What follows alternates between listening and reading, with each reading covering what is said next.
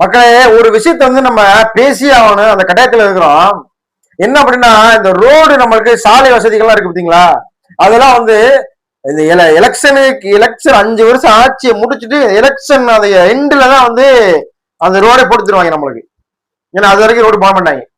என்ன கண்டிஷனா தான் சரிதான். அந்த எலெக்ஷன் 5 ஆண்டுகள் முடிஞ்சு அடுத்த எலெக்ஷன் வரப்போதான் எல்லா பக்கமும் ரோடு எல்லாம் அப்படியே பறக்க, அப்படியே தீயா பறக்க வேலை வைப்பாங்க. அப்படிலாம் ரோடே இல்லாம 5 வருஷம் எண்டுல நம்ம ரோடு கேட்டு ரோட வாங்கி அதை பொக்கிஷமா நம்ம பாதுகாத்து நம்ம அதில் போய்கிட்டு இருப்போம். ஆனா இந்த கேடுகிட்ட கான்ட்ராக்டர்கள் இந்த பைப்பு பதிக்க போறோம், இந்த கேஸ் லைன் கொடுக்க போறோம், இந்த மயிரை கொடுக்க போறோம், மட்டையை வைக்க போறோம்னு சொல்லிட்டு இந்த கான்ட்ராக்டர் ரோட பூரா உடச்சு போட்டுருவாங்க. ரோட பூரா உடச்சு போட்டா அதை சரி பண்ணி கொடுக்க மாட்டாங்க. ரோட பூரா பைப் லைன் கொடுக்க சொல்லிட்டு புதுசா போட்ட ரோட உடைச்சு நாசமா ஆகிடுறாங்க. ஏன்னா அதுலதான் கடந்த அடுத்த 5 வருஷத்துக்கு நம்ம அதுலதான் பயணிக்கணும். கர்ப்பிணி பெண்கள் அதுலதான் கூட்டு போகணும். வயசானவங்களை, முதுகுவலிக்காரங்களை, குறுக்குவலிக்காரவங்களை, ஒரு குழந்தைக்கு கை ஒடிச்சுன்னா என்ன நடந்தாலும் அதுலதான் கூட்டு போகணும். இந்த ஃபார்ச்சுனர்லையும் இனோவா கிறிஸ்டாலையும் போறவங்களுக்கு அதோடைய வழி தெரியாது. ஏன்னா அது அப்படியே பூ மாதிரி போயிடும். ஆட்டோல தன்னுடைய மனைவி முதல்ல கர்ப்பமா இருக்காங்க, அவங்கள மருத்துவமனை கூட்டு போகணும் அப்படின்ட்டு.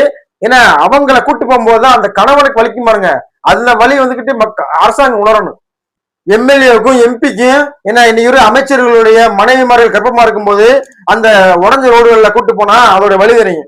அவங்களுடைய குழந்தைங்களை கை ஒடிஞ்சு வண்டியில கூட்டு போகும்போது அந்த குழந்தை வலிக்குது, கை வலிக்குது, கத்து பார்த்தீங்களா, அப்பதான் அதோட வழி தெரியும். அவங்களுடைய அம்மா, அவங்களுடைய மாமியா, இவங்க எல்லாம் வயசானவங்களை என்ன ஒரு வண்டியில ஒரு ஆட்டோல கூட்டு போகும்போது, குறுக்கோணில ஒரு பேக் மைன்ல இருக்கும்போது கூட்டு போகும்போது அவங்களுக்கு வேதனையா இருக்கும் பார்த்தீங்களா, அப்பதான் அவங்களுக்கு வலிக்கும். ஏன்னா சாமானிய மக்கள் படுற கஷ்டத்தை கொஞ்சமாச்சும் நினைச்சு பாருங்க. இந்த கேடுகட்ட இந்த கான்ட்ராக்டர்களுக்கு இந்த டெண்டர் கொடுக்கும்போது ரோட ஒரிஜினல் ரோட போட்டு கொடு. ஏன்னா ஒரு குறைஞ்சபட்சமா சிமெண்ட் வச்சாச்சும் அரைச்சு கொடு. நீ ரோட உடைக்காத. இன்னைக்கு எவ்வளவோ நவீன மிஷின்கள்லாம் வந்துருச்சு. ரோடுக்கு கீழேயே குறைஞ்சு எடுத்துடுறாங்க, பைப் எடுத்துறாங்க. அந்த மாதிரி இன்னைக்கு பல்வேறு டெக்னாலஜி எல்லாம் வந்துருச்சு. ஆனா அதெல்லாம் பண்ண மாட்டாங்க. டைரக்டா ரோட்டை பெத்துருவாங்க. ரோட்டை பேத்து உடைச்சு ஏன்னா அதை நாசமாக்கி அது மேல மண்ணள்ளி போட்டு மூடி.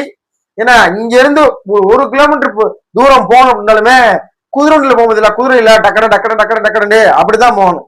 அப்படிதான் இன்னைக்கு நிலைமை இருக்கு.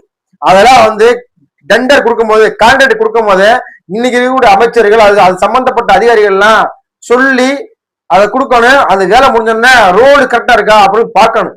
ரோட உடைச்சு நாசமாக்குறதுக்கு கான்ட்ராக்ட் கொடுக்காதீங்க. சரியா? மக்கள் நலனை கருத்துல வச்சு கான்ட்ராக்ட் கொடுங்க.